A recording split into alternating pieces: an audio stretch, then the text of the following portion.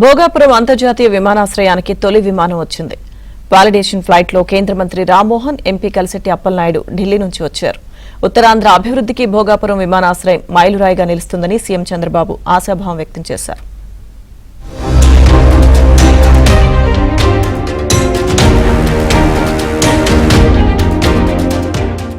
ఉత్తరాంధ్ర వాసులు ఎప్పుడెప్పుడా అని ఎదురుచూస్తున్న ఘటన ఆవిష్కృతమైంది. విజయనగరం జిల్లా భోగాపురంలోని గ్రీన్ఫీల్డ్ ఎయిర్పోర్ట్ లో తొలి విమానం రన్వేపై ల్యాండ్ అయింది. మరో 6 నెలల్లో ప్రయాణికులతో వచ్చే విమానాలు రెక్కలు కట్టుకుని వాలిపోనున్నాయి. కూటమి ప్రభుత్వ కృషితో నిర్దేశిత గడువు కన్నా ముందే భోగాపురం నుంచి విమానయానం అందుబాటులోకి రానుంది. వాలిడేషన్ ఫ్లైట్ ఢిల్లీ నుంచి భోగాపురం వచ్చింది. విమానంలో కేంద్ర పౌర విమానయాన శాఖ మంత్రి Rammohan Naidu, Vizianagaram MP Kalisetti Appalanaidu, ATC chairman, పలువురు ఉన్నతాధికారులు ప్రయాణించారు. అత్యాధునిక టెక్నాలజీతో భోగాపురం విమానాశ్రయాన్ని నిర్మిస్తున్నారు. 96% ప్రాజెక్టు నిర్మాణం పూర్తయినట్లు జీఎంఆర్ సంస్థ తెలిపింది. జూన్ 26న ఈ ఎయిర్పోర్టును ప్రారంభించనున్నారు.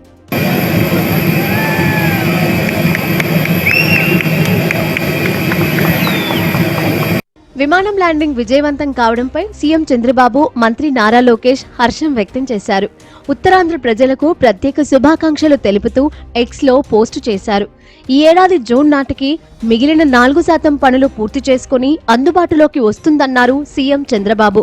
18 నెలల్లో ఎయిర్పోర్టు పనులు వేగంగా పూర్తి చేసి అందుబాటులోకి రావడానికి కారణమైన కేంద్ర ప్రభుత్వానికి ధన్యవాదాలు తెలిపారు.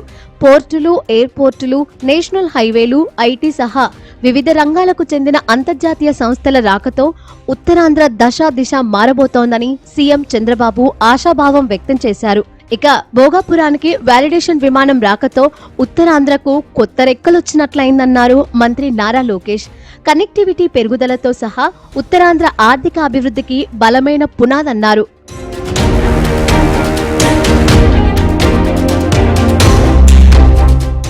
ఏపీ అభివృద్ధిలో చారిత్రాత్మక మైలురాయిగా నిలిచిందన్నారు కేంద్ర మంత్రి రామ్మోహన్ నాయుడు. భోగాపురం విమానాశ్రయం ఉత్తరాంధ్ర అభివృద్ధికి శక్తివంతమైన ఇంజిన్గా పనిచేస్తుందని ఆశాభావం వ్యక్తం చేశారు.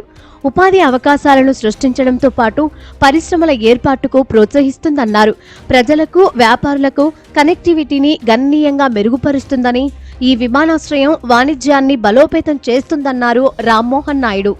దానితో పాటు టెక్నికల్గా, స్ట్రక్చరల్గా బెస్ట్ డిజైను. ఇక్కడ సైక్లోన్స్ వచ్చినా, ఎటువంటి విపత్తులు వచ్చినా దాన్ని తట్టుకునే విధంగా స్ట్రక్చరల్గా దీన్ని స్ట్రెంథెన్ చేసుకుంటూ కట్టాం. అలాగే ఇంటర్నల్గా మీరు చూసుకుంటే మన ఉత్తరాంధ్ర తాలూకా కళలు, మన ఉత్తరాంధ్ర తాలూకా సంస్కృతి కూడా అక్కడ చిత్రించేలా చాలా ఆర్ట్ కానీ ఆర్కిటెక్చర్ చేసాం. ఫ్లోరింగ్ కానీ, సీలింగ్ కానీ ముగ్గుల డిజైన్లు ఉన్నాయి. అరకు నుంచి ట్రైబల్ డిజైన్స్ ఉన్నాయి. అలాగే విజయనగరం నుంచి, శ్రీకాకుళం నుంచి మన తప్పిడుగుళ్ళు కానీ, ఇలా రకరకాల అంశాలను తీసుకొని వచ్చి వైజాగ్ మన భోగాపురం ఎయిర్పోర్ట్లో పెట్టాం. భోగాపురం విమానాశ్రయానికి తొలి విమానం రావడం సంతోషంగా ఉందన్నారు విజయనగరం ఎంపీ కలిశెట్టి అప్పలనాయుడు. నిర్ణీత సమయానికి ముందే ఎయిర్పోర్టు ప్రారంభమవుతుందన్నారు. భోగాపురం ఎయిర్పోర్టు గురించి జగన్ కు మాట్లాడే అర్హత లేదంటూ విమర్శించారు. మాజీ సీఎం జగన్ ఆత్మ పరిశీలన చేసుకోవాలంటూ కలిశెట్టి హితవు పలికారు.